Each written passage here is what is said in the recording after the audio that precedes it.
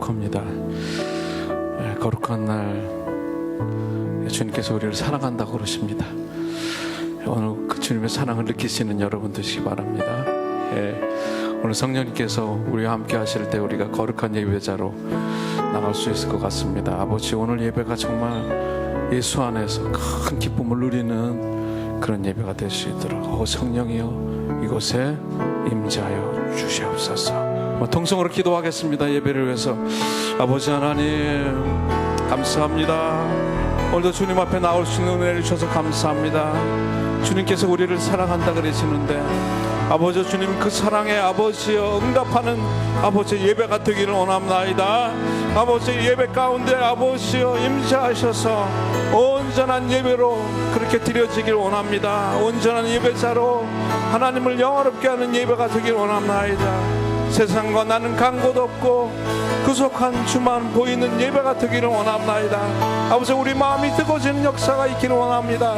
성령의 능력으로 말미암아 넉넉한 은혜가 쏟아지는 아버지여 이 예배가 되기를 원하오니 아버지여 나는 할 수 없습니다. 내 능력으로 할 수 없습니다. 예수 그리스도의 능력으로 말미암아 성령의 능력으로 말미암아 온전히 주님의 마음을 흡족하게 되는 살아있는 예배, 영적인 예배 될 수 있도록 주님 도와주시옵소서. 아버지 사랑합니다. 이 거룩한 날 주님만 바라보기를 원합니다. 아버지, 우리 모든 것 대신 그 주님을 찬양드리기를 원하오니 성령이여 이곳에 임자여 주시옵소서. 우리 구주 예수님의 이름으로 기도하옵나이다. 아멘. 이제 다 같이 일어나셔서 주님 보좌 앞에 가까이 나가시겠습니다.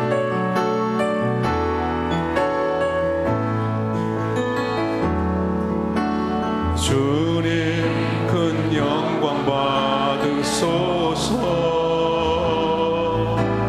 홀로 찬양 받으소서. 모든 이름 위에 뛰어난 그 이름 온 땅과 하늘이 다 찬양해. 겸손하게 우리를 꿇고 주 이름 앞에 영광 돌리세. 모두 절하세. 모두 절하세. 독생자 예수 주님께 찬양 드리리. 모든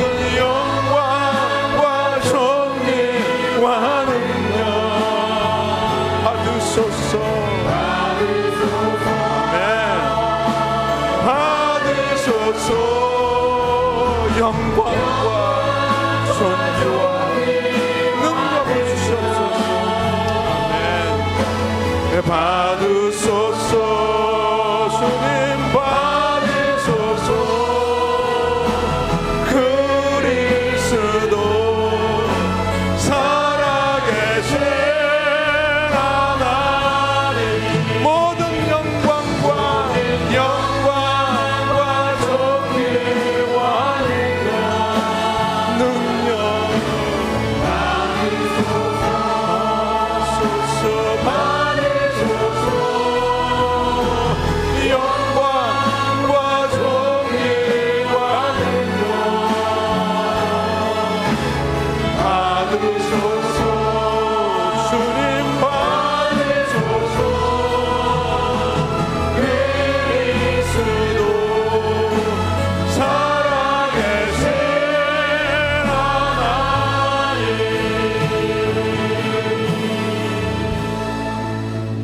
하나님은 우리의 피난처시오 힘이시니 환난 중에 만날 큰 도움이시라.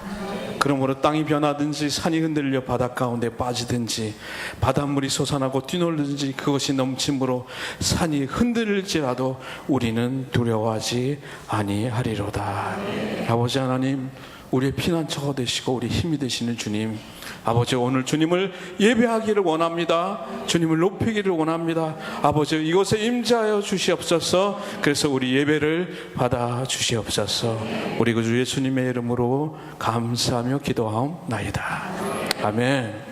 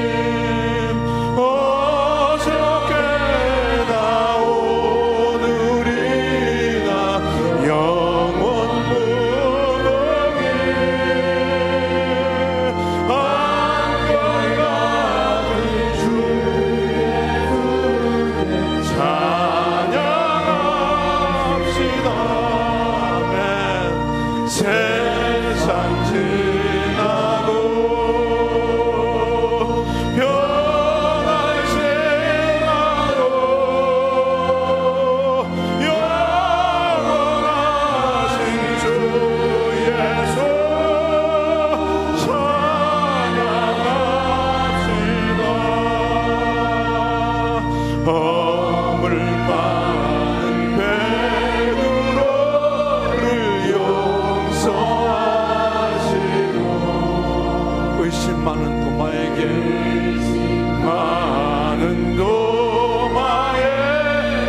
왕신 주시고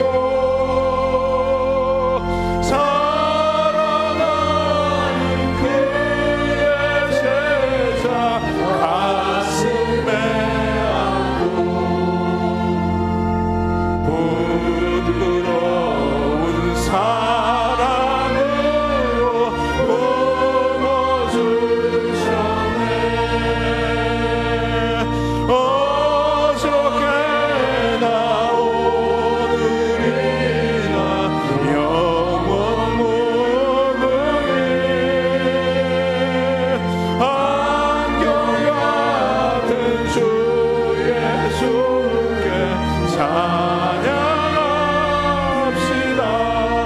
세상 지나고 세상 지나고 변할지라도 영원하신 주 예수 찬양합시다.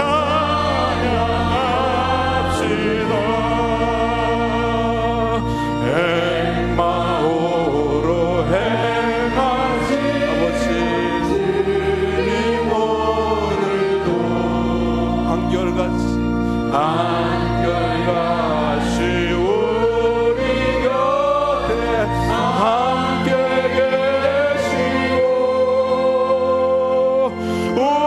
우리를 영접하러 다시 오시네. 변함없는 영광의 주님의 아멘 아멘. 어저께나 오늘이나 영원 무궁히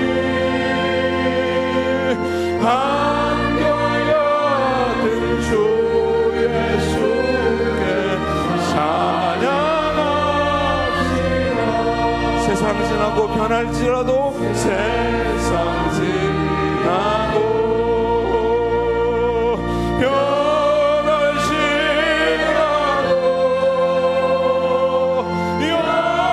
영원하신 주 예수 찬양합시다. 자리 앉으시겠습니다.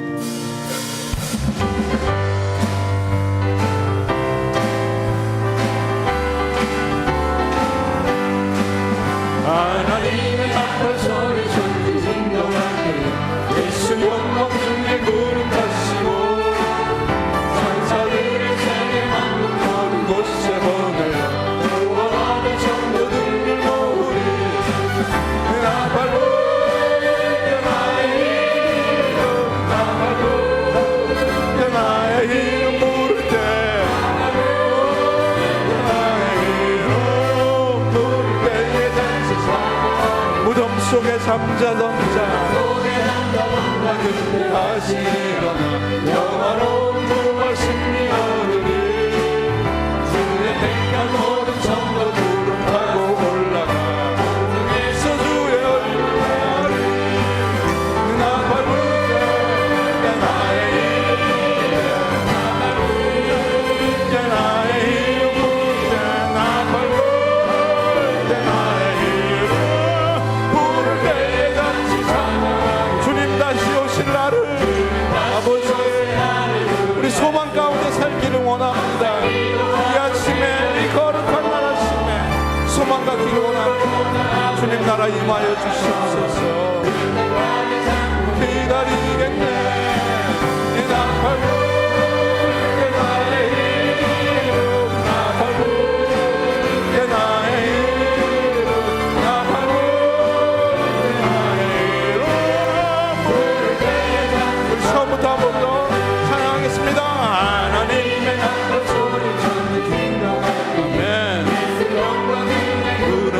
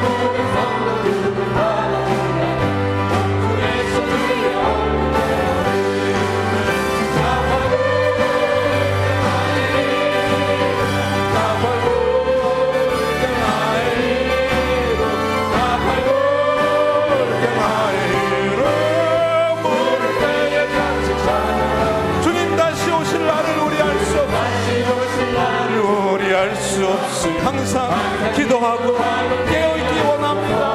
아멘.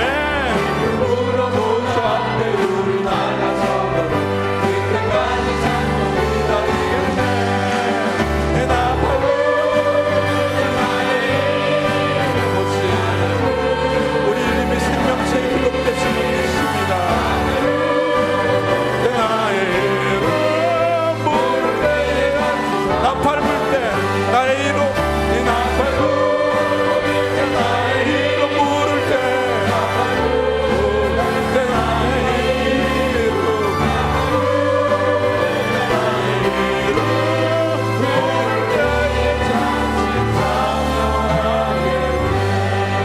나서서 주님께 영광의 박수로 드리겠습니다. 아멘. 아버지, 이 아침에 주님의 손을 붙잡기를 원합니다. 우리 인생이 힘들고 고난이 있을 때라도 주님 나를 도와주시옵소서.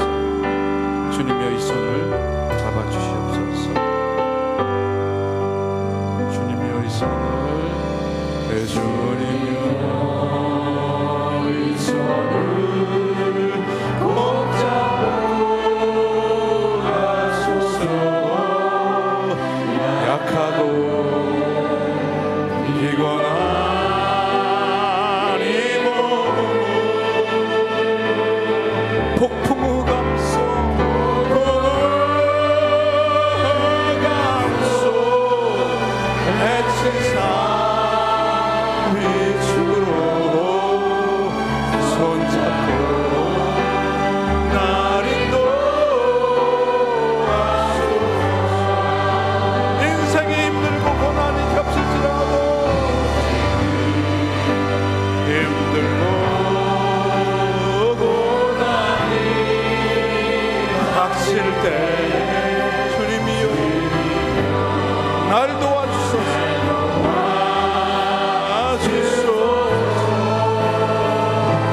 외치는 이 소리 외치는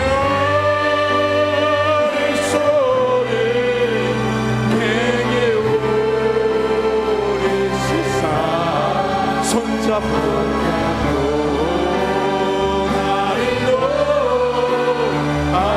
우리 이절로 한번 인생이 힘들고 고난이 겹칠 때 인생이 힘들고 고난이 겹칠 때 당신이 나설 때 주님이 오시어 날 도와주소서.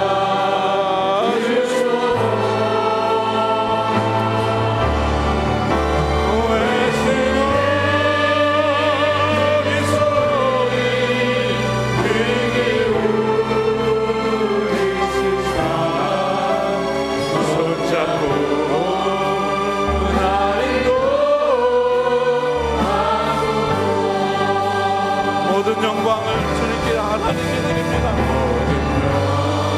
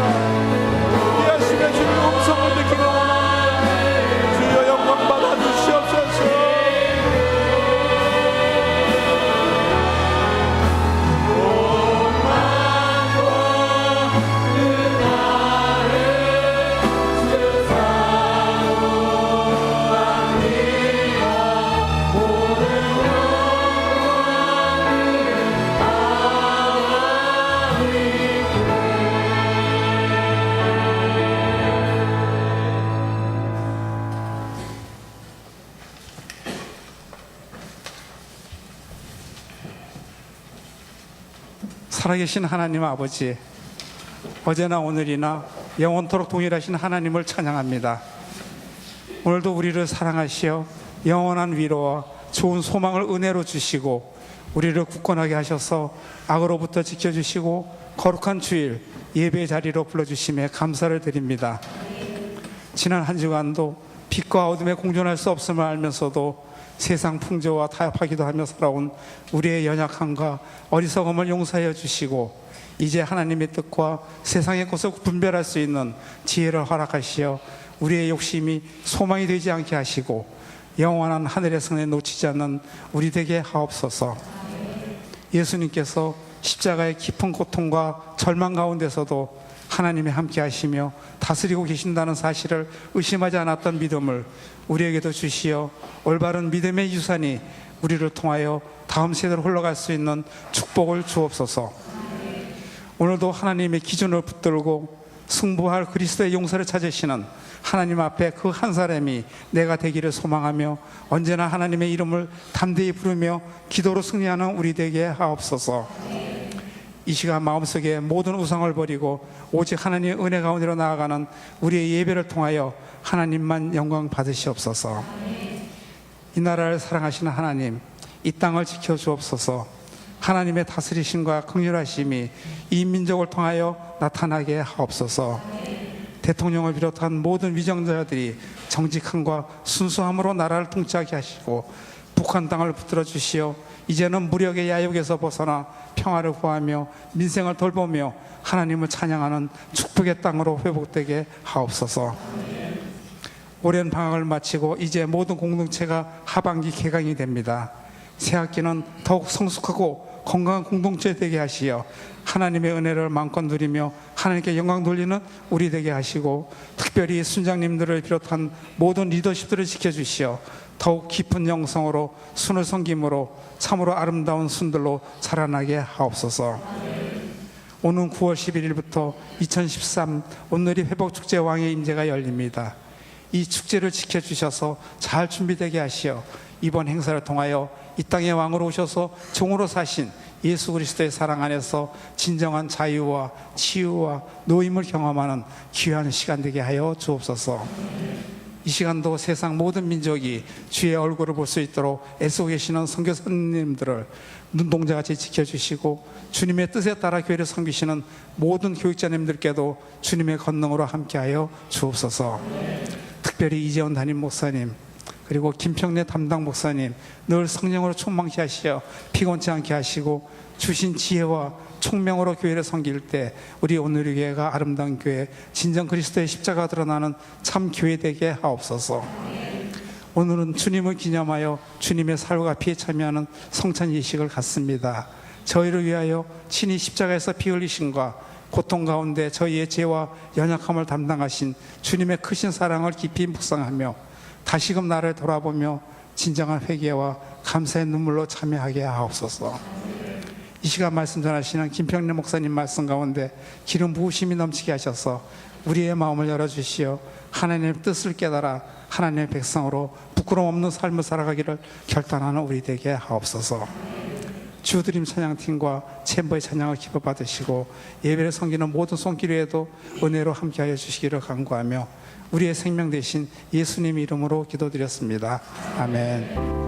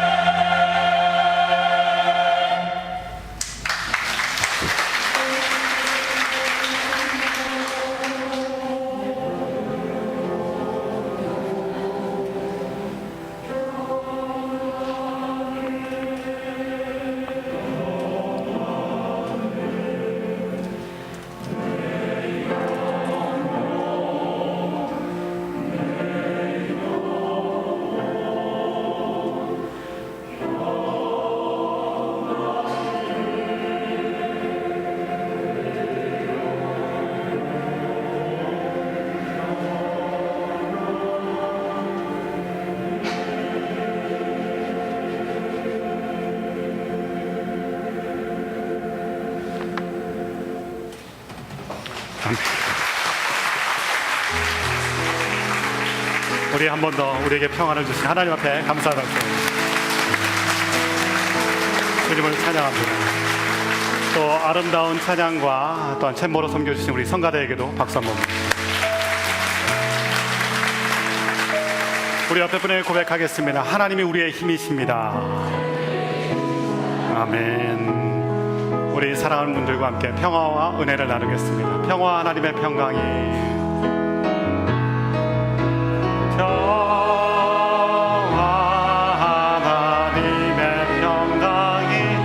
당신의 삶에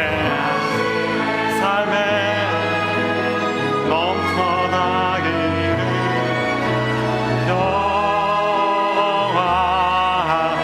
하나님의 평강이 당신의 삶에 가득하기를 우리 좀 더 멀리 있는 분들과 함께 은혜를 나누겠습니다. 은혜 하나님의 은혜가 하나님의 우리의 삶에 넘쳐나기를 은혜 하나님 예배 가운데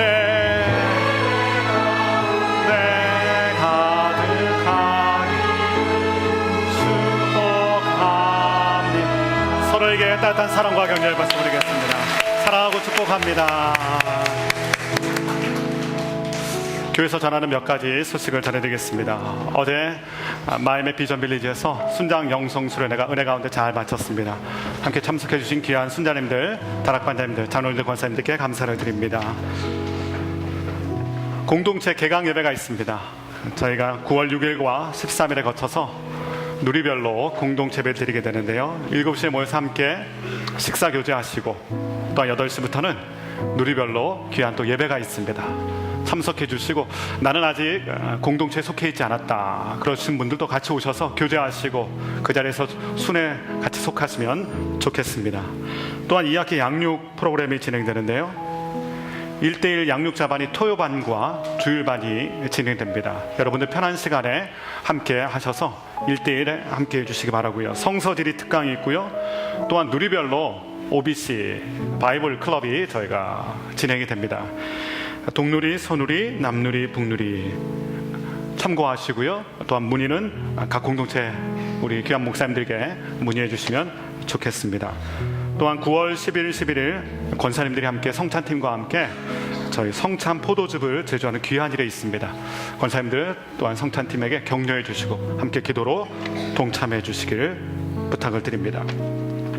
매달 첫째 주에는 저희가 주님의 살과 피에 동참하는 귀한 성찬을 갖게 됩니다. 주의 몸을 분변치 못하고 마시게 되면 자기 죄를 먹고 마시는 것이라고 사도 바울은 경고했습니다. 우리가 이 시간에 믿음을 가지고 나아가고 주의 살과 피에 합당한 자로 나가길 원합니다. 먼저 믿음을 함께 고백하면서 성찬에 나가도록 하겠습니다. 사도신경으로 함께 믿음을 고백하겠습니다. 전능하사 천지를 만드신 하나님 아버지를 내가 믿사오니 그 외아들 우리 주 예수 그리스도를 믿사오니 이는 성령으로 잉태하사 동정녀 마리에게 나오시고 본디오 빌라도에게 고난을 받사 십자가에 못 박혀 죽으시고 장사한 지 사흘 만에 죽은 자 가운데서 다시 살아나시고 하늘에 오르사 전능하신 하나님 우편에 앉아 계시다. 저리로서 산 자와 죽은 자를 심판하러 오시리라. 성령을 믿사오며 거룩한 공야와 성도가 서로 교통하는 것과 죄를 사여 주시는 것과 몸이 다시 사는 것과 영원히 사는 것을 믿사옵나이다. 아멘. 주님께서 잡히시던 날 밤에 떡을 가지사 축사하시면서 제자들에게 나눠주셨습니다. 이것을 받아 먹으라. 이것은 너희를 위한 나의 몸이라. 떡이라고 말씀하시지 않고 주님의 몸이라고 말씀하셨습니다. 이 시간 우리가 믿음으로 받게 되면 주님의 살에 함께 동참하게 될 것입니다. 찬양을 고백하며 주님의 살을 받으시기 바랍니다. 오 나의 주님 친히 배우니 오 나의 주님 친히 배우니 영원히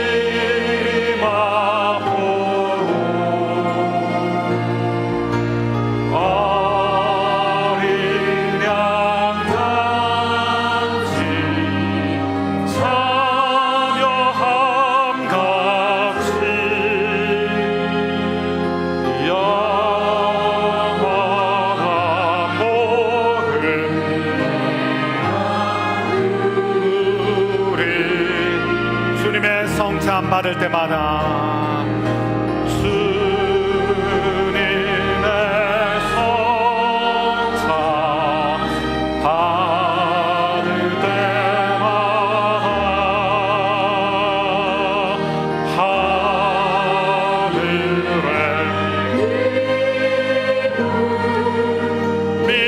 미리 맛보고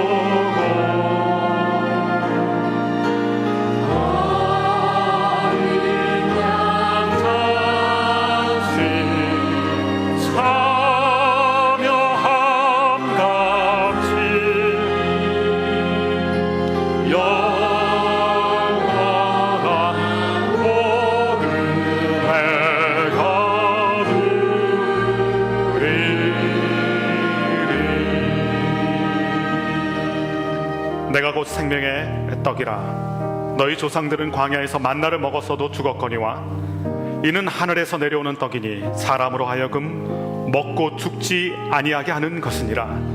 나는 하늘에서 내려온 살아있는 떡이니 사람이 이 떡을 먹으면 영생하리라. 내가 줄 떡은 곧 세상의 생명을 위한 나의 살이니라. 주님의 몸을 우리에게 주셔서 감사합니다. 주님, 우리가 믿음으로 주님의 살에 동참합니다. 영생을 주기에 합당하신 주님의 몸, 주님 내 안에 들어오시고 나의 주인이 되어주시고 나의 생명이 되어 주옵소서. 예수님의 이름으로 기도하였습니다. 아멘. 떡을 쪼개서 드시기 바랍니다.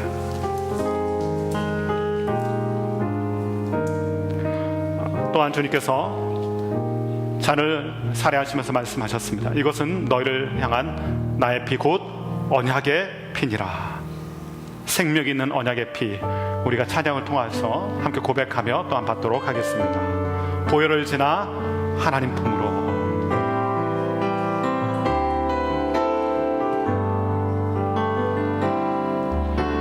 보혈을 지나 하나님 품으로. 보혈을 지나 아버지 품으로.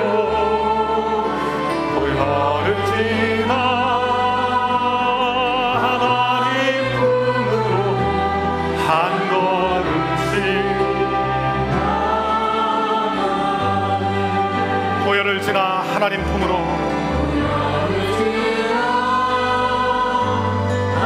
하나님 품으로. 보혈을 지나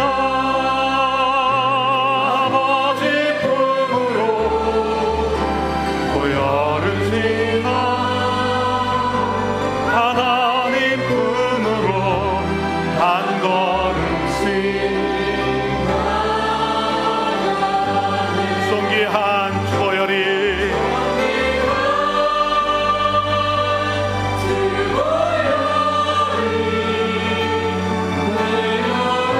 아버지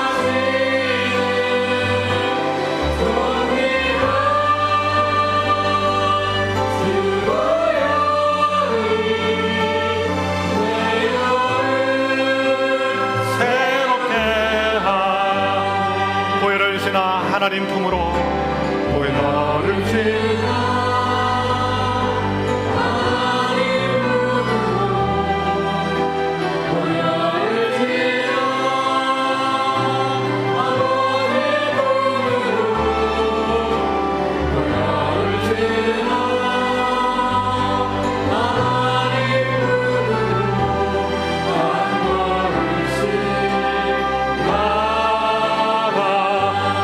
존귀한 주님의 보혈.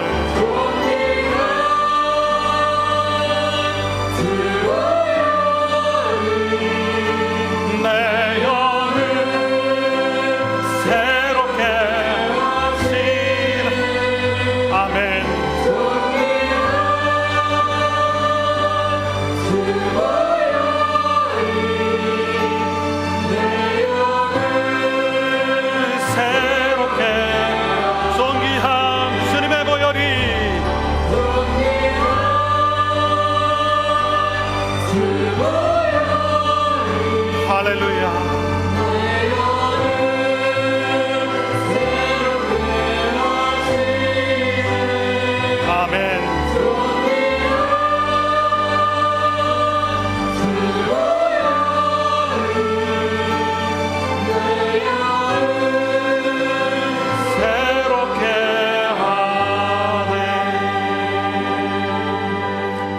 다 이것을 받아 마시라. 이것은 죄사함을 얻게 하려고 많은 사람을 위하여 흘리는 나의 피, 곧 언약의 피니라.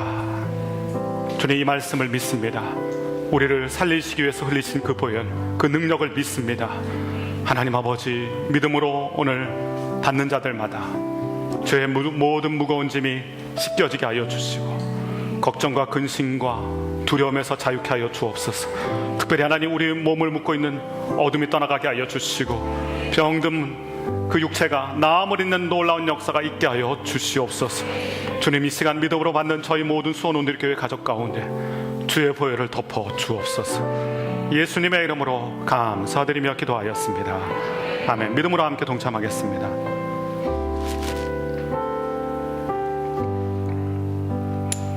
아멘. 오늘 우리에게 주시는 말씀, 오늘 다윗 이야기 5번째 시간인데요, 사무엘상 18장 5절부터 16절의 말씀을 함께 나누도록 하겠습니다. 사무엘상 18장 5절에서 16절입니다. 한 절씩 저와 여러분이 교독하겠습니다. 다윗은 사울이 시키는 일마다 지혜롭게 잘 해냈습니다. 그러자 사울은 그를 군대의 높은 자리에 앉혔습니다. 이 일을 모든 백성들은 물론 사울의 신하들도 기뻐했습니다. 군사들과 함께 돌아오는데 온 이스라엘 성읍에서 여자들이 소고와 꽹과리를 갖고 나와 노래하고 춤추며 사울 왕을 맞았습니다. 그들은 춤을 추며 이렇게 노래했습니다. 사울이 죽인 사람은 수천 명이요 다윗이 죽인 사람은 수만 명이라네.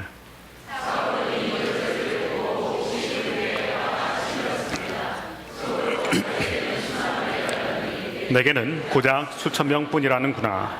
그가 더 가질 것이 이제 이 나라밖에 더 있겠는가 하며 그때부터 다윗을 시기하고 질투하기 시작했습니다.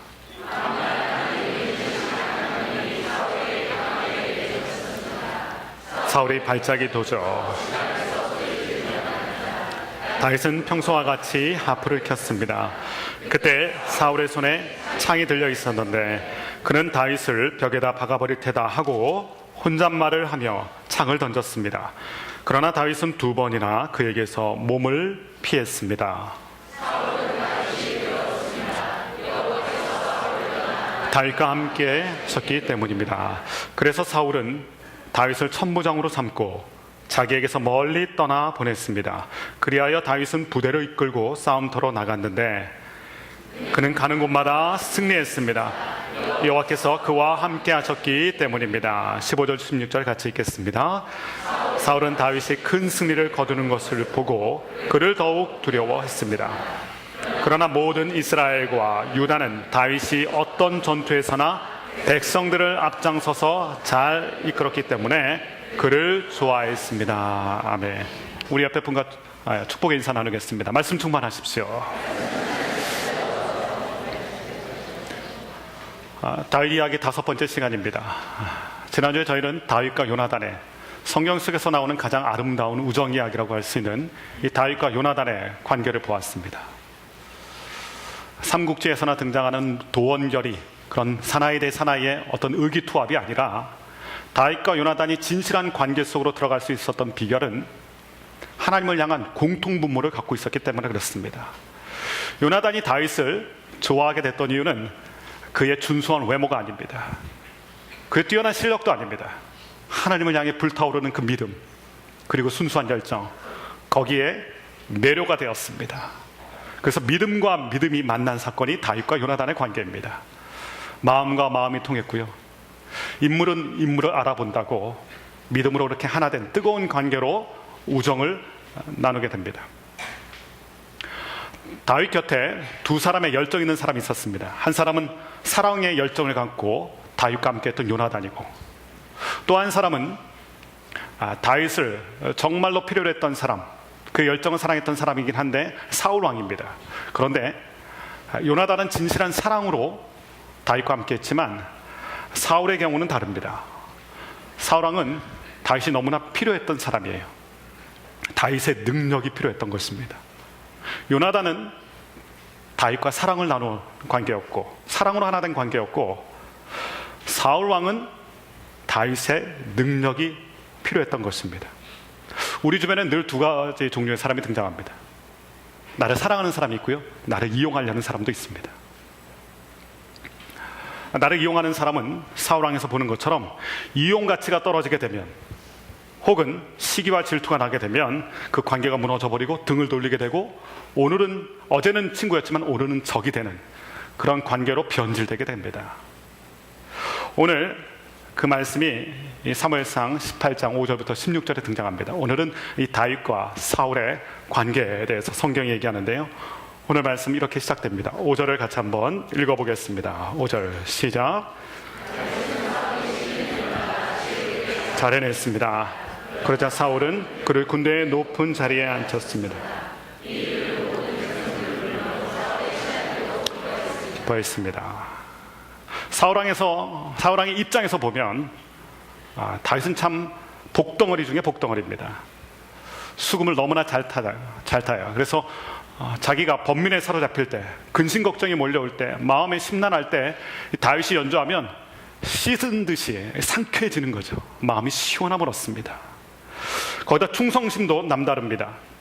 왕의 곁에 두기에는 정말로 안성맞춤의 사람입니다. 거짓 없고 진실하고 충성심이 강합니다.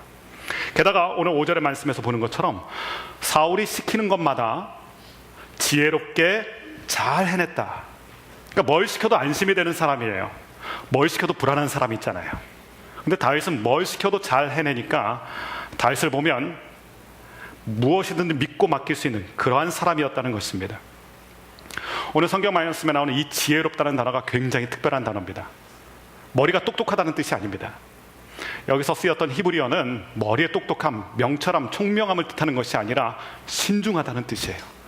경고망동하지 않았다는 뜻입니다. 근데 이 단어가 어디서 쓰였냐면 잠언에서 말씀에 쓰였어요. 잠언의 말씀에 지혜가 바로 이 단어인데, 어떤 뜻이냐면 하나님을 경외하는, 하나님 앞에서 신중한. 그러니까 사울왕 앞에서 사울을 대할 때 하나님이 주신 지혜로 신중하게 대함으로 말미암아 경고망동하지 않았다는 것입니다. 생각해 보세요. 다윗은 어린 소년입니다. 경험이 미천해요. 그리고 소년이 감당하기에는 너무나 버거운 큰 성공을 이루었습니다. 간혹 우리가 뉴스에서 접하는 게 있잖아요.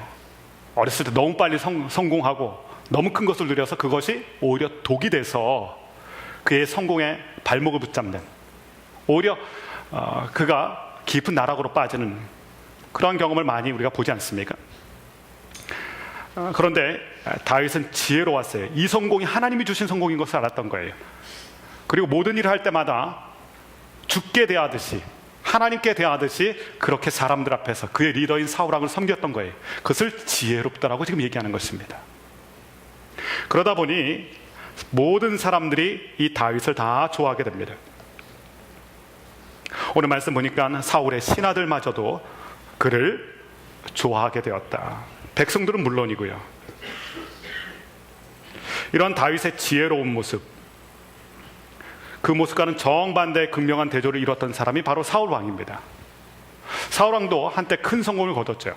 하나님이 왕으로 세워주고, 왕으로 세워준 다음에 연전연승을 하게 되고, 특별히 이스라엘의 발목을 늘 붙잡았던 이 아말렉이라는 존재를 사울왕이 쳐서 이기게 되는 놀라운 역사가 있었어요. 근데 그때 그가 어떻게 했는지를 성경이 이렇게 얘기하는데, 사무엘상 15장 12절의 말씀을 보십시오. 사무엘상 15장 12절 같이 읽어보겠습니다. 시작. 사무엘이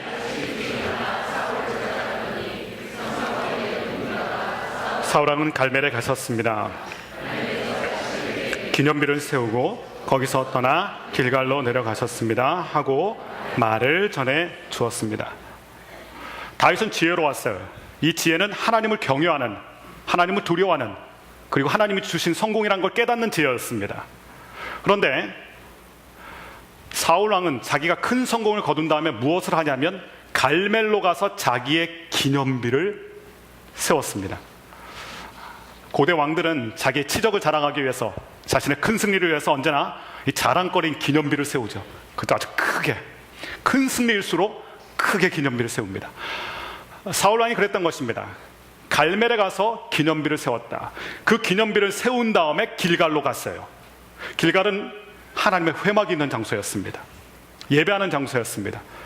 그가 승리가 하나님께로 온 것을 갖다 인정했다면 먼저 하나님을 예배하는 자리로 갔을 것입니다. 그리고 하나님을 찬양했을 것입니다. 이 승리를 주신 하나님을 기뻐했을 것입니다. 근데 성공에 도취되어 갖고 성공이 주는 그 그림자에 빠져 갖고 그가 자기 자신을 높이기 시작합니다. 자신의 바벨탑을 쌓은 거죠. 자신의 기념비를 쌓은 것입니다. 내가 똑똑해서, 내가 힘이 있어서, 내가 잘해서 이 승리가 왔다는 것입니다. 나 사울 왕을 기념해야 된다는 것입니다. 그래서 모든 사람이 볼 수 있을 만한 큰 기념비를 이 갈멜의 그 중심에 세워놓은 것입니다. 하나님의 영광을 가로챈 것입니다. 어리석고 미련한 모습이에요. 다윗의 지혜로움과 정반대되는 이 사울 왕의 미련한 모습이 보이는 것입니다. 다윗을 가만히 생각해 보면 그는 탁월한 실력을 가지고 있습니다. 거기에 겸손한 태도까지 가지고 있고 하나님을 두려워할 줄 아는 지혜까지 가지고 있어요. 말 그대로 금상첨화라고 그러죠. 이런 다윗이다 보니까 다윗의 신하들뿐만 아니라 모든 백성이 다윗을 칭송하기 시작합니다. 다윗에게 마음을 주기 시작합니다. 그래서 다윗이 어디에 오르냐면 군대의 가장 높은 자리, 사울 왕의 바로 밑에 자리까지, 높은 자리까지 다윗이 오르게 되고 뿐만 아니라 많은 사람들의 사랑과 존경을 받는 사람이 됩니다. 얼마나 사랑을 받는 사람이 됐는지 잘 보여주는 장면이 6절과 7절의 말씀이에요. 같이 한번 말씀을 읽어보겠습니다. 시작. 다윗이 블레셋 사람을 죽이고 군사들과 함께 돌아오는데 온 이스라엘 성읍에서 여자들이 소고와 꽹과리를 갖고 나와 노래하고 춤추며 사울 왕을 맞았습니다. 그들은 춤을 추며 이렇게 노래했습니다. 사울이 죽인 사람 수천 명이요 다윗이 죽인 사람은 수만 명이라네. 블레셋과의 한판 전쟁에서 큰 승리를 거두고 개선 행렬이 이어지는 거죠. 많은 사람들이 길거리로 쏟아져 나왔습니다. 환영 인파들, 소고를 들고 꽹과리를 들고 이 위대한 승리를 축하하면서 분명히 성경에 보니까 사울 왕을 맞이하고 있다 그랬어요. 아마 사울 왕이 가장 선두에 서서 박수갈채를 받으면서 많은 군대들과 함께 들어오고 있었을 것입니다. 근데 여인들의 노래소리가 들리는데요, 여인들의 노래소리가 이것입니다. 사울 왕이 죽인 사람은 천천히고 다윗이 죽인 사람은 만만이다. 사울은 천천히요 다윗은 만만이다. 사울 왕이 자기가 스포트라이트를 받으면서 사람들이 사울 사울하고 연호할 줄 알았는데 사울의 이름도 불렀지만 다윗을 연호하고 있는 것입니다. 그리고 그것이 비교처럼 들렸어요. 나보다 더 다윗을 좋아하는구나, 나보다 더 다윗이 인정받는구나. 다윗은 이미 전국국 스타가 된 거예요. 많은 사람에게 인정을 받는 사람이에요. 근데 사울 왕보다 더 큰 목소리로 또 10배나 되는 많은 비교로 사람들이 연호하다 보니까 이것이 귀에 거슬리기 시작했습니다. 선두에 서 있는 사울 왕을 맞이하는 것이 분명했는데 다윗을 연호하니까 사울 왕의 심기가 편찮은 것이에요. 귀에 거슬리기 시작합니다. 그래서 8절 9절 말씀 보면 이것 때문에 다윗이 큰 소용돌이 속에 빠지게 됩니다. 8절 9절 같이 한번 읽어보겠습니다. 시작. 사울은 이 노래소리를 듣고 몹시 캐 화가 치밀었습니다.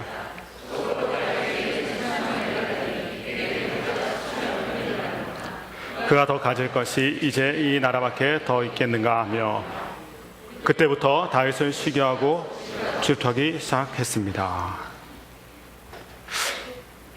다윗을 연호하는 그 소리가 귀에 거슬렸던 것입니다. 심기가 불편해지기 시작했고 속이 뒤집어졌습니다.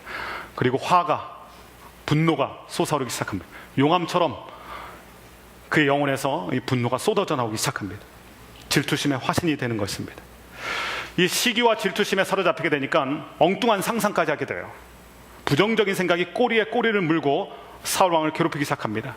내가 이 나라를 다윗에게 뺏기는 것은 아닌가, 이 왕의 자리를 다윗이 탐하는 것은 아닌가, 이런 생각들이 계속해서 나는 것입니다. 근데 사울의 결정적인 실수가 있어요. 사울 왕이 지금 귀담아 듣고 있는 것은 백성들의 노랫소리입니다. 백성들의 소리예요. 백성들에 의해서 내 자리가 좌지우지 되는 것은 아닌가, 저들이 이제 다윗을 더 좋아하게 되니까 내가 이 나라를 뺏기는 것은 아닌가, 근데 사실 사울왕이 그 자리에 오르게 된 것은 인기 투표에서 오른 게 아닙니다. 국민 투표에서 민심 때문에, 여론 때문에 그 자리에 있었던 게 아니에요. 하나님이 사울을 그 자리에 세워주신 것이죠. 하나님께서 그 자리를 만들어 주신 것이었어요. 그런데 사울왕이 하나님에 대한 영적인 감각이 퇴화되고 영적인 주파수를 잃어버리니까 사람들의 소리에 귀를 기울이고 사람들에 의해서 자기 위치가 바뀐다는 것, 그런 착각 속에 빠지게 되었습니다. 하나님을 잃어버리고 사람의 소리에 귀 기울이고, 그러다 보니까 부족한 그를 왕으로 세워주신 하나님이 보이지 않고 사람들의 눈치를 보게 되는 그러한 우매한 미련한 일에 빠지게 된 것입니다. 이렇게 사람들의 소리에 민감하다 보니까 자신보다 다윗의 인기가 수직 상승하고 민심과 여론이 다윗에게 가는 것을 보니까 이 시기심과 질투심이 마음속에서 끓어오르기 시작합니다. 자기보다 탁월한 이 다윗을 받아들일 여유가 없는 거예요. 그리고 엉뚱한 상상 속에 빠집니다. 다윗이 내 자리를 노린다. 문제는요, 이 사울왕처럼 시기와 질투심에 빠지게 되면 마귀가 역사하는 통로가 된다는 거예요. 그것이 이 시기심과 질투로 분노가 끓어오르는데, 그것 때문에 마귀가, 악한 영이 사울에게 강력하게 임하게 됩니다. 10절 11절 말씀을 보십시오. 10절 11절 시작. 다음날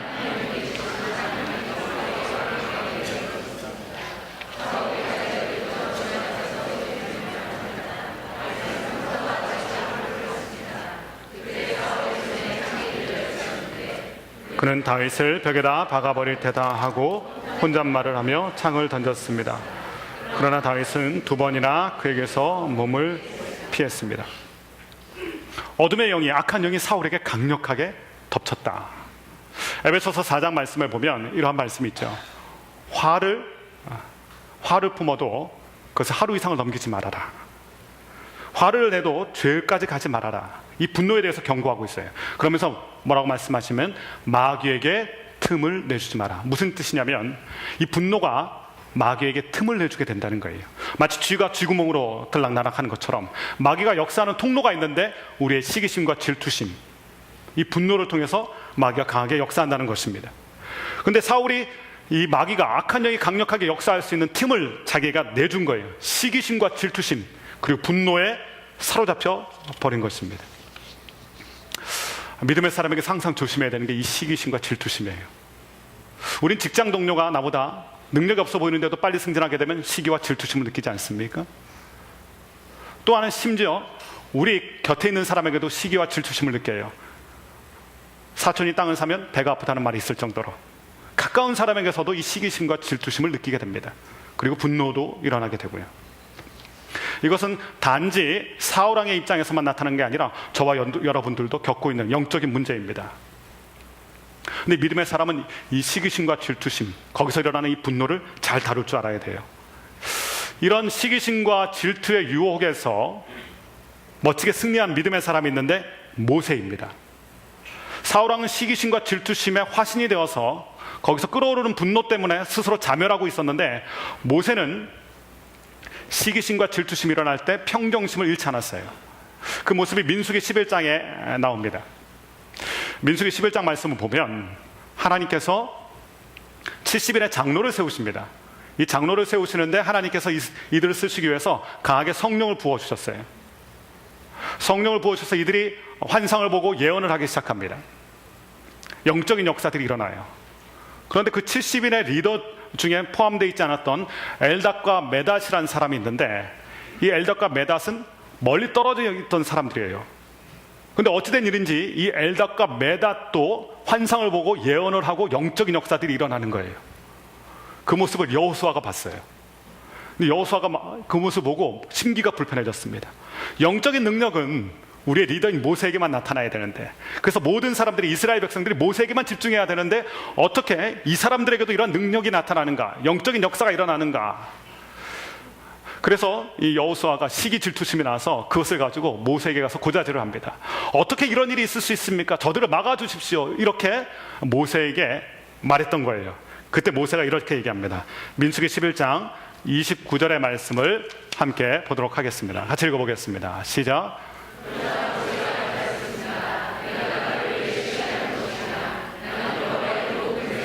예언자가 되고 여호와께서 그 영을 그들에게 부어주시기를 바란다. 여호수아는 사실 고자질한 거거든요. 저들을 좀 멈추게 해주십시오. 근데 모세가 뭐라고 말하냐면, 내가 나를 위해 시기하는 것이냐, 나는 저들뿐만이 아니라 모든 이스라엘 백성이 성령 충만하여서 환상을 보고 예언을 하고 영적인 능력이 나타나기 원한다. 대장부 같죠? 시기심과 질투심의 노예가 되지 않았어요. 오히려 모든 사람이 하나님의 영광을 누리게 되길 원했고, 모든 사람이 성령 충만하기를 원했고, 시기심과 질투심을 이길 수 있는 방법이 여기 있습니다. 그 지혜가 여기 있습니다.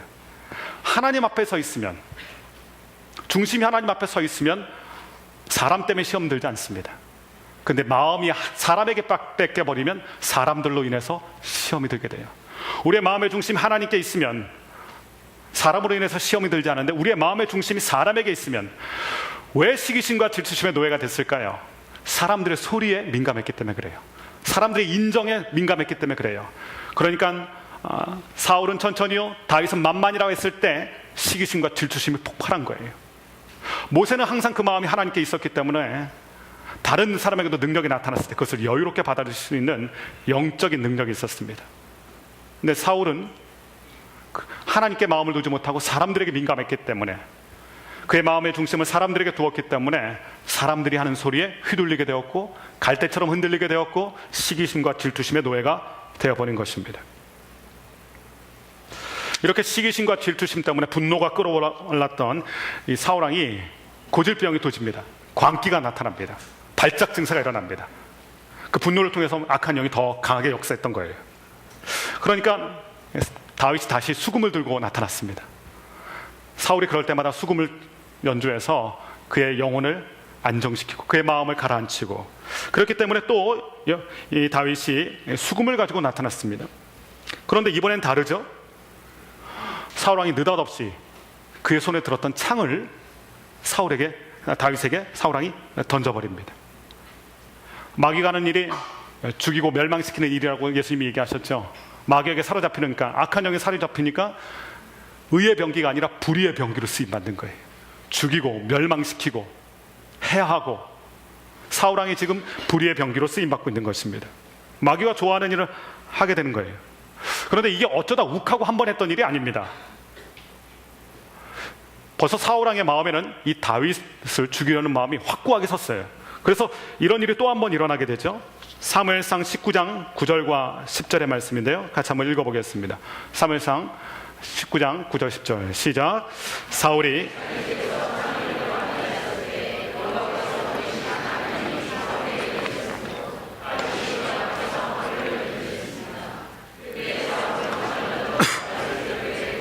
보지리했습니다. 그러나 다윗은 사울이 벽 쪽으로 창을 던지는 순간 재빨리 몸을 피했습니다. 그날 밤 다윗은 그곳을 빠져나와 도망쳤습니다. 한 번 있었던 일이 아니에요. 계속해서 반복되고 있어요. 죽이려고 작정한 것입니다. 욱하고 한번 해본 게 아니라, 흥분돼서 한번 실수한 게 아니라 마음을 죽이기로 먹은 것입니다. 11절 말씀 보면 다윗도 무엇인가를 들고 있고 사울도 무엇인가를 들고 있는 게 보여요. 다윗은 수금을 들었고 사울은 창을 들었습니다. 다윗은 지치고 상한 영혼을 위로하기 위해서 수금을 들었고, 사울은 시기와 질투와 분노로 말미암아 창을 들었습니다. 여러분의 손에는 무엇이 들려 있습니까? 분노가 가득한 사람의 특징이 있어요. 창을 든다는 거예요. 분노가 우리로 하여금 무엇인가를 들게 만들어요. 쏘아붙이게 만들어요. 우리는 손에 무엇인가를 들지 않지만 우리 입에 무엇인가를 듭니다. 말로써 사람을 협박하고, 또한 표정으로, 태도로 창을 들기도 합니다. 이것은 죽이고 멸망시키려는 악한 영에 사로잡힌 그러한 악한 일에 해당한다고 얘기할 수 있습니다. 분노가 가득한 사람은 창을 든다. 이 분노는 파괴적인 분노입니다. 누군가를 멸망시키는 거예요. 근데 정반대의 분노가 있어요. 거룩한 분노가 있습니다. 다윗도 분노했던 사람입니다. 다윗은 무엇을 분노했습니까? 할례받지 못한 사람들이 하나님을 모독하는 것, 이스라엘 백성을 모독하는 것을 보고 거룩한 분노가 있었어요. 그 분노 때문에 골리앗에게 달려가서 골리앗을 물맷돌로 쓸었던 것입니다. 이 거룩한 분노는요, 정결하게 하는 능력이 있어요. 예수님도 분노하셨어요. 요한복음 2장 말씀 보면 우리가 잘 아는 장면이 나오지 않습니까? 예수님이 성전에 들어가셨는데 성전에서 있어서는 안 될 일들이 벌어지고 있었어요. 성전은 기도하는 집이에요. 예배하는 집이에요. 만민이 기도하는 집이다. 그런데 거기가 장사꾼의 장사터로 변합니다. 그래서 예수님이 말씀하시길 강도의 굴렬로 너희가 만들었다. 그렇게 경고하시면서 상을 엎으시죠. 도저히 예수님의 모습이랑은 상상이 안 되는 정도로 분노하셔서 모든 것을 엎어버리세요. 요한복음 2장 15절 말씀 같이 한번 보겠습니다. 시작. 예수께서는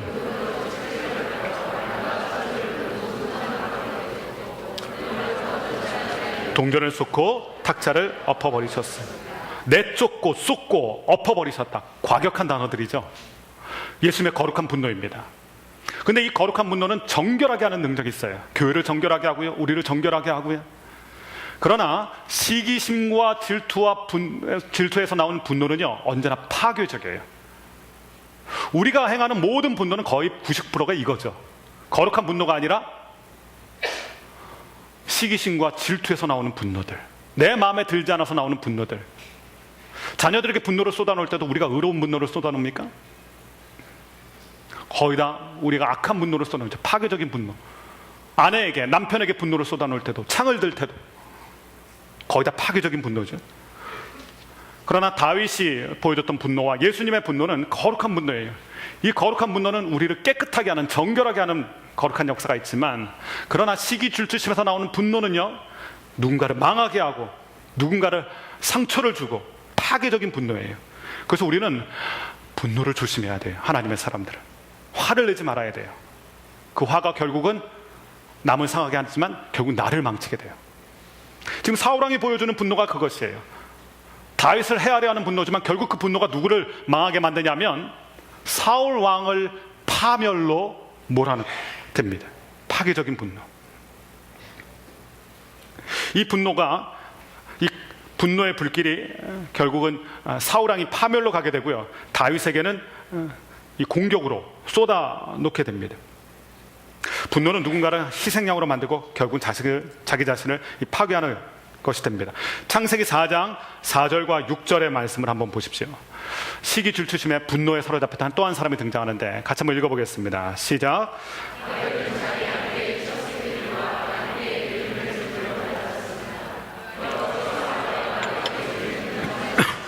가인과 그 제물은 인정하지 않으셨습니다. 가인은 몹시 화가 나서 고개를 떨고 왔습니다. 분노하고 있는 한 사람, 가인이 등장합니다. 같이 나가서 제사를 드렸어요. 하나님 앞에 예배를 드렸는데 가인의 예배가 거절당합니다. 거절감, 수치심. 그런데 동생 아벨의 제사는 하나님이 흠양하시는 거예요. 그때 시기 질투가 일어났습니다. 동생에 대해서. 그리고 분노가 용암처럼 끓어오르기 시작해서 우리가 아는 대로 첫 번째 살인이 일어납니다. 가인의 분노로 아벨이 죽습니다. 분노는 언제나 파괴적이에요. 우리가 분노를 조심해야 하고 경계해야 될 것은 우리의 분노가 반드시 누군가를 죽이게 되고 해하게 되고 나를 파멸로 몰아넣게 된다는 것입니다. 사울왕의 분노도 마찬가지죠. 다윗의 인기를 시샘하고 질투하다가 결국 그것이 분노로 쏟아놓게 되고 그래서 창을 들게 된 거예요. 분노하는 사람의 손에는 언제나 창이 있어요. 온유한 사람의 손에는, 다윗에는 수금이 들려져 있었는데 그것으로 많은 사람의 마음을 평안케 했는데, 그러나 분노하는 사람은 파괴적인 무기를 꼭 손에 들게 되는 거예요. 그런데 어찌된 일인지 공격은, 창은 분명히 사울왕이 들었는데 반대의 모습이 등장해요. 12절 말씀, 오늘 본문 말씀 12절 같이 한번 읽어보겠습니다. 12절 시작. 사울은 두려웠습니다. 여호와께서 사울이 창을 던졌습니다. 사울이 더 힘도 있어요. 인생 경험도 더 많습니다. 소년 다윗일 뿐입니다. 완전히 극과 극의 대조를 이룬 사람 아닙니까? 그런데 누가 누구를 두려워하고 있습니까? 사울 왕이 다윗을 두려워하고 있다. 여러분 주변에 혹시 아무 이유 없이 여러분을 해코지하고 여러분에게 그 상처를 주고 있는 사람이 있다면 그 사람이 여러분을 두려워하고 있다는 증거예요. 다윗을 보세요. 다윗이 두려워했다는 표현이 성경에 등장하지 않습니다. 힘 있는 왕입니다. 나는 새도 떨어뜨릴 수 있을 만한 권력을 가진 왕이에요. 그의 손에는 날카로운 창도 들려져 있습니다. 다윗은 공격 무기도 아무것도 없어요. 방어할 무기도 없어요. 두려워해야 될 사람은 누굽니까? 다윗 아니겠어요? 근데 왜 사울이 두려워합니까? 하나님을 두려워하는 사람은요, 사람을 두려워하지 않아요.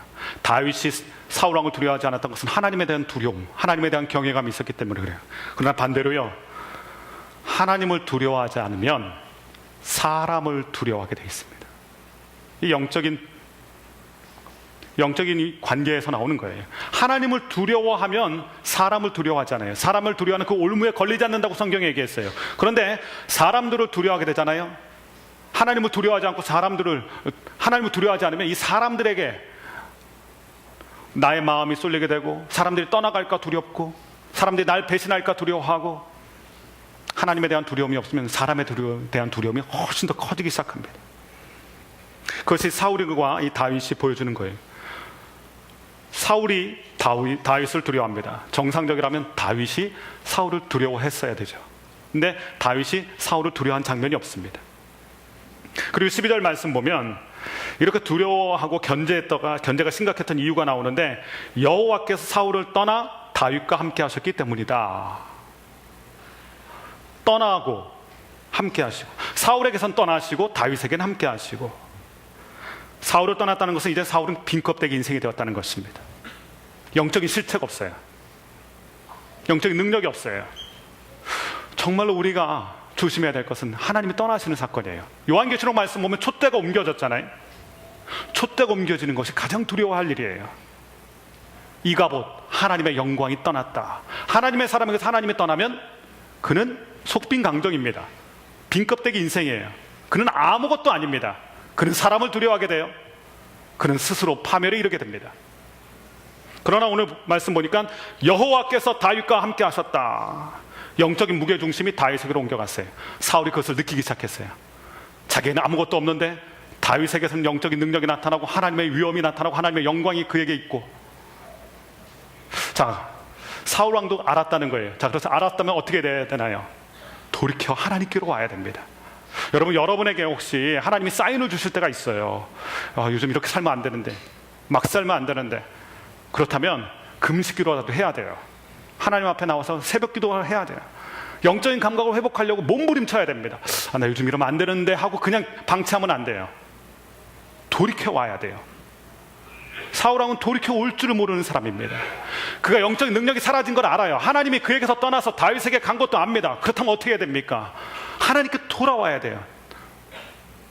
그런데 하나님께 돌아오지 않고 좌충수를 둬요. 인간적인 방법을 둬요.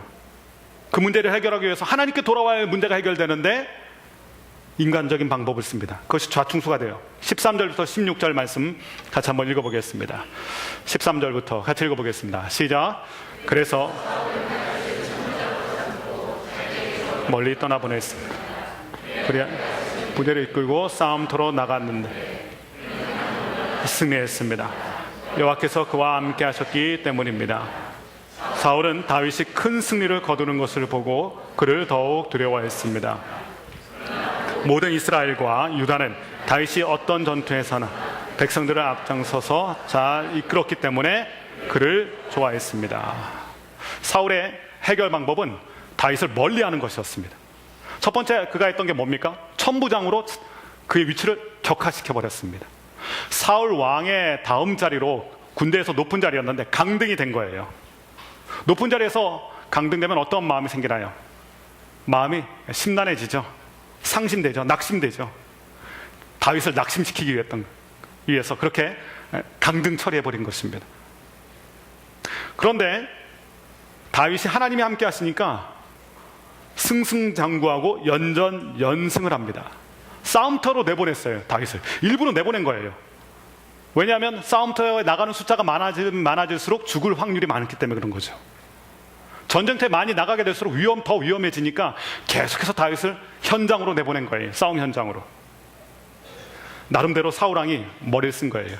그런데요, 믿음 없는 사람이 머리 쓰면요, 그게 언제나 좌충수가 됩니다. 그것 때문에 다윗이 죽게 되고 다윗이 기회를 잃어버릴 것 같지만 그것이 오히려 다윗을 높이는 계기가 됩니다. 연전연승하고 승리하고. 그리고 오늘 말씀 보니까 다윗이 어떻게 하냐면요, 사울 왕은 전쟁이 벌어졌을 때 작전 사령부에서 혼자 몸을 피하고 있었어요. 근데 오늘 말씀 보니까 다윗은 어떻게 합니까?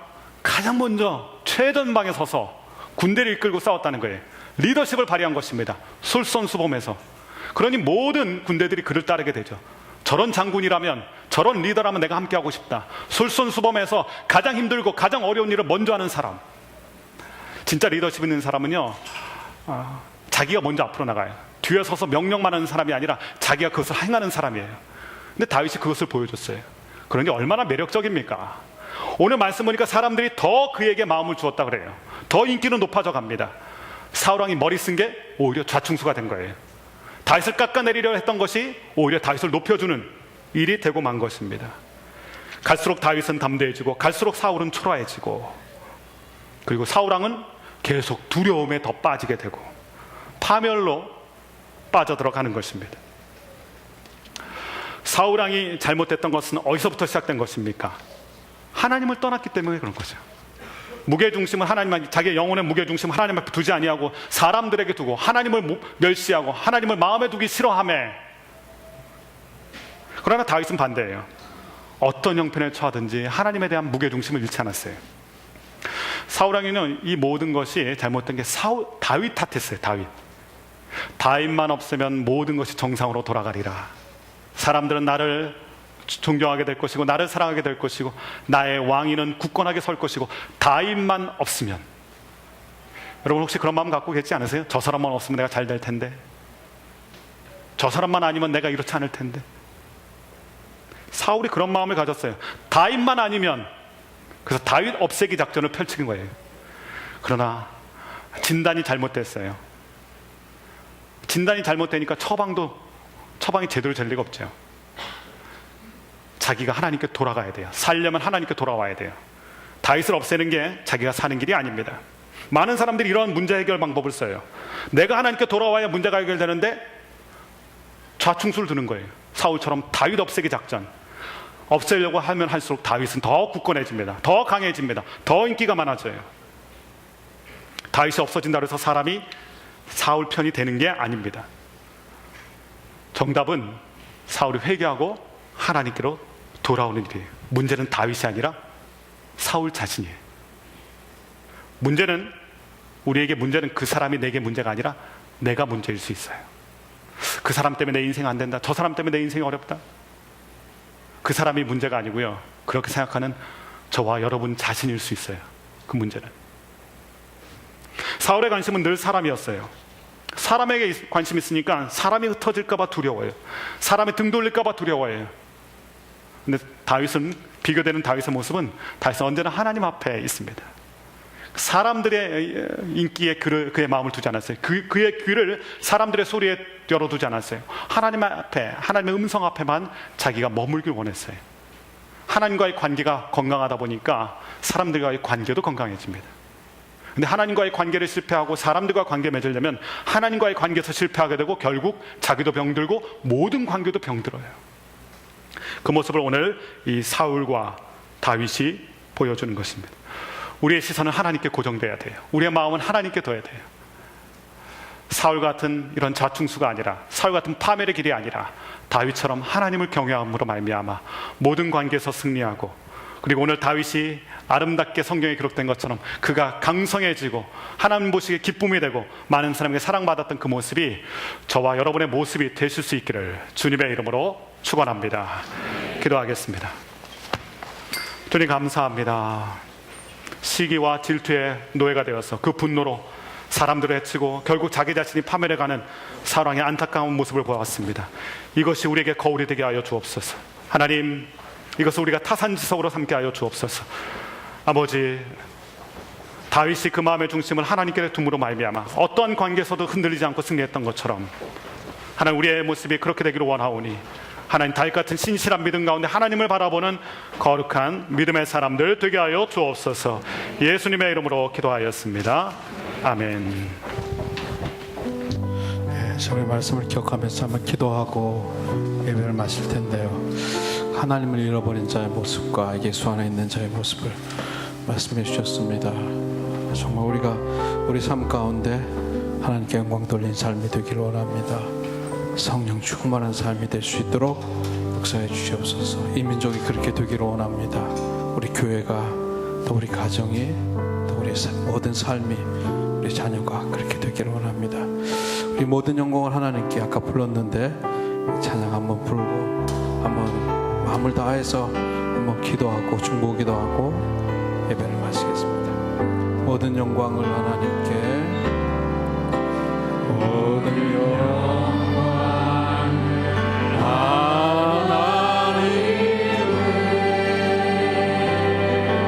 모든 영광을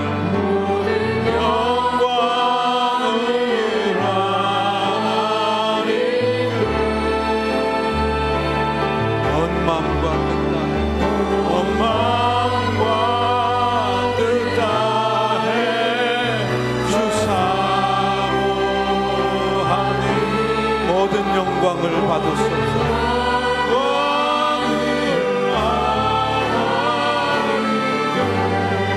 예수님 찬양 받으소서. 예수님 찬양 받으소서. 예수님 찬양 받으소서.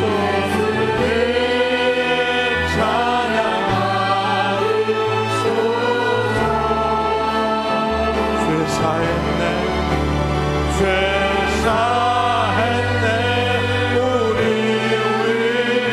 위해서 주셨네. 아버지, 예수 더 알기 원합니다. 예수 안에 있기를 원합니다.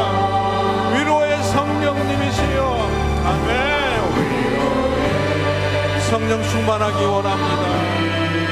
알것 같이 주님 바라보기를 원합니다. 위로의 성령이시여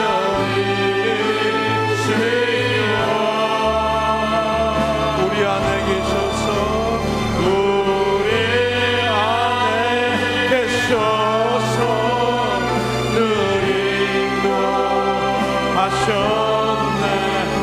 위로의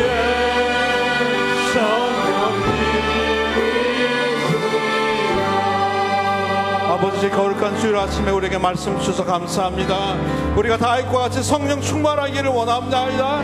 이 민족이, 교회가, 가정이, 우리 자녀들의 삶이, 우리의 삶이 아버지 성령 충만한 삶이 되기를 원합니다. 하나님께 영광 돌리는 삶이 되기를 원합니다. 하나님을 높이는 삶이 되기를 원합니다. 오늘 말씀처럼 하나님의 음성에 민감한 삶을 살아가는 우리 모두가 될 수 있도록 역사하여 주시옵소서. 주여 한번 부르고 기도하겠습니다. 기도하시겠습니다. 주여, 아버지 하나님, 귀한 말씀으로 아버지 우리 깨우쳐주셔서 감사합니다. 모든 영광을 주님께 올려드리는 아버지, 우리 민족이 되기를 원합니다. 이 땅의 모든 교회가 되기를 원합니다. 아버지, 우리가 되기를 원하고 우리 가정이 되기를 원합니다. 우리 자녀들의 삶이 되기를 원합니다. 아버지, 우리 인생의 목적이 아버지여 예수께 영광 돌리는 것이 되기를 원합니다. 우리의 인생의 목적이 예수가 되기를 원합니다. 예수여, 이 아침에 역사하여 주시옵소서. 우리 안에 평강을 주시옵소서. 우리 안에 능력을 주시옵소서. 아버지, 성령의 사람 되기를 원합니다. 은혜의 사람 되기를 원합니다. 아버지, 변화되기를 원합니다. 아버지, 삶과 같이 하나님을 잃어버렸을 때 그 모습들을 아버지 오늘 말씀 통해서 우리가 깨달았는데 아버지, 그런 질투와 시기의 사람이 아니라 성령의 사람, 은혜의 사람, 아버지여 사랑의 사람으로 살아가기를 원합니다. 아버지, 도와주시옵소서. 우리 수원 온전교 가운데 좀 역사해 주시옵고 우리 가정과 우리 자녀들의 삶 가운데 놀라운 하나님의 영광이 나타나는 삶이 되기를 원하오니 주여 인도하여 주시옵소서. 한 주간의 삶도 주님께 맡깁니다. 온전히 맡깁니다. 우리가 어디서 무엇을 하든지 하나님의 영광이 나타나는, 하나님의 은혜가 나타나는, 은혜와 평강이 나타나는 그런 삶 살아가기를 원하오니 주여 우리를 인도하여 주시옵소서. 우리를 인도하여 주시옵소서. 할렐루야. 아버지 하나님, 감사합니다. 거룩한 날 주님의 귀한 말씀을 선포해 드리는 말씀을 통해서 아버지, 우리가 깨달음을 주시니 감사합니다. 하나님만 바라보겠습니다. 성령 충만하기를 원합니다.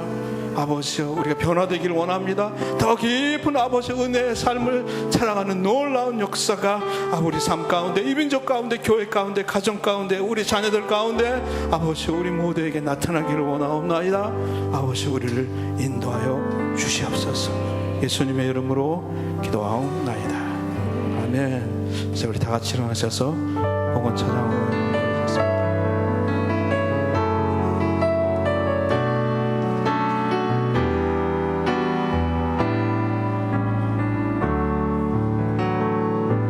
주님 내가 여기 있사오니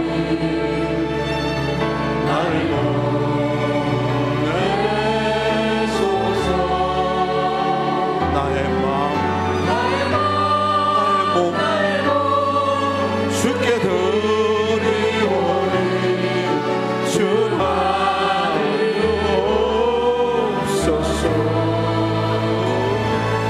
주님 내가 여기 있사 나를 써주시옵소서. 주여 주소서. 가진 것 모두 다 주께 드리오니 주 받으. 두 손을 높이 들겠습니다. 고백하겠습니다. 할렐루야.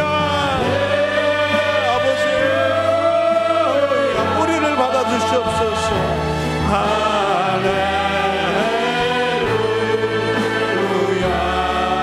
할렐루야 할렐루야.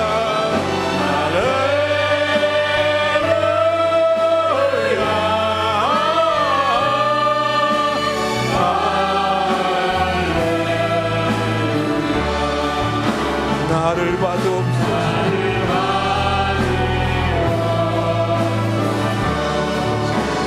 나를 받옵소서.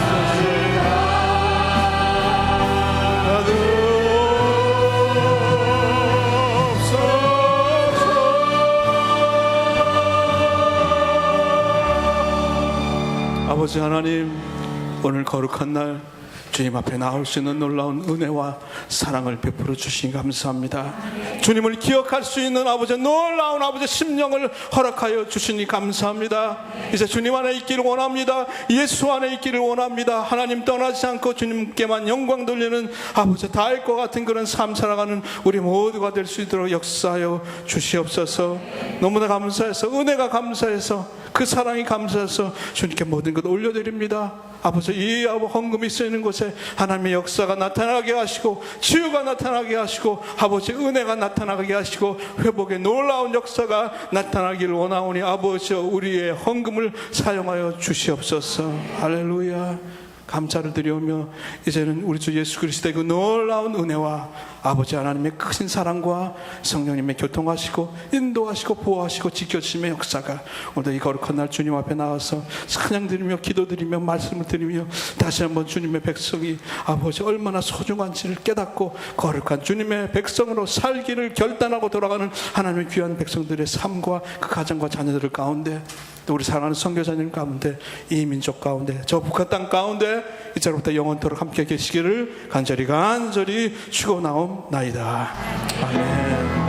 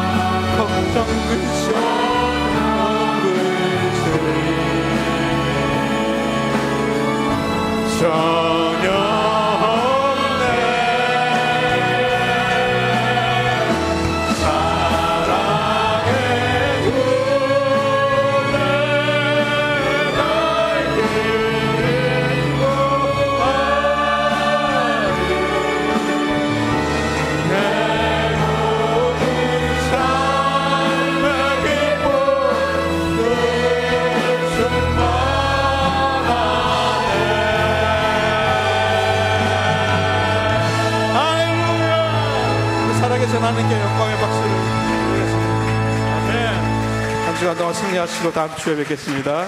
안녕히 돌아가십시오.